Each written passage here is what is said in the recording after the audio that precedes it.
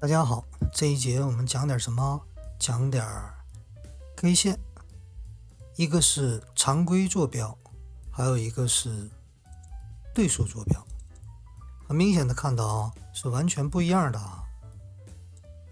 常规坐标按照价格变化去做的，然后对数坐标呢，我也具体讲不清楚，反正它就是有这样的不同。视觉上马上就能看出它的不一样，然后对数坐标可以经常使用在长期趋势当中，然后可以看到这个标的物长期上扬的这么一个状态。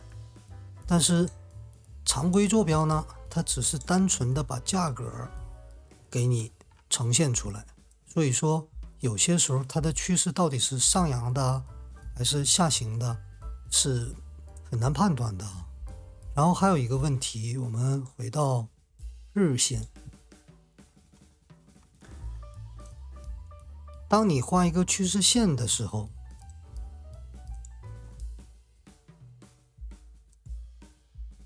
这是常规坐标啊，换成对数坐标，你会发现有很大的区别。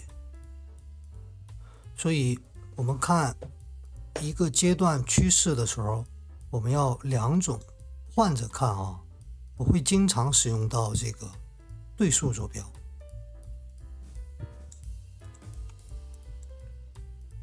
然后画趋势线有一个问题，很多人都在问或者是疑惑，这个趋势线影线带不带呀？用不用实线呢？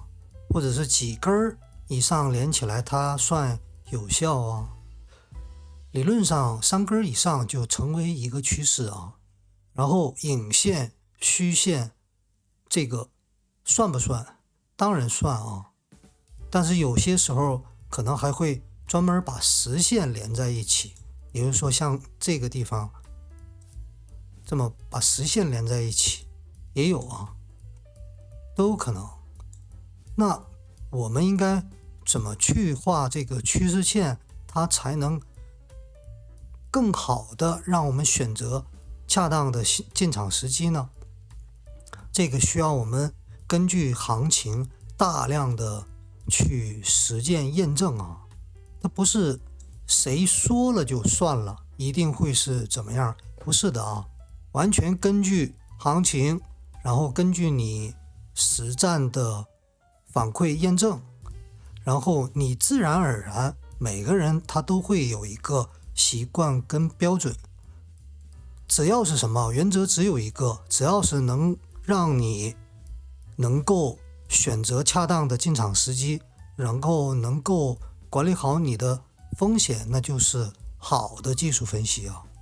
所以说举个例子，我最近分析比特币盘面的时候经常提到的上升通道，那我们就画一下啊，平行通道。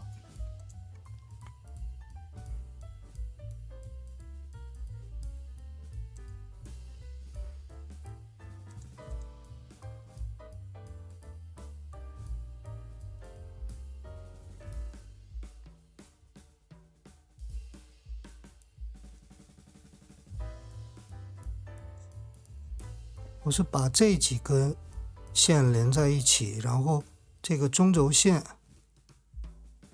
大概是这样啊。